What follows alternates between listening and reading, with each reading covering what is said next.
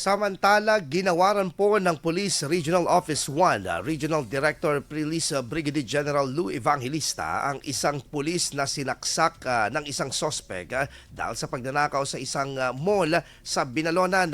Binigyan po ni Evangelista ng medalya ng sugatang magiting si Police Master Sergeant Heribert B. Plares nang dalawin ito sa Urdaneta City Sacred Hospital. Nagtamo ng saksak si Plares sa ikalawang dibdib at likod ay kaliwang dibdib at likod at matapos itong saksakin ng nahuling suspect dahil sa pagnanakaw.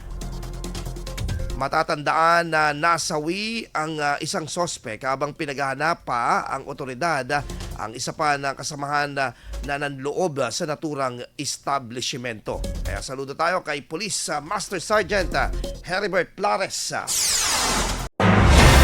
IFM News. IFM News. IFM News.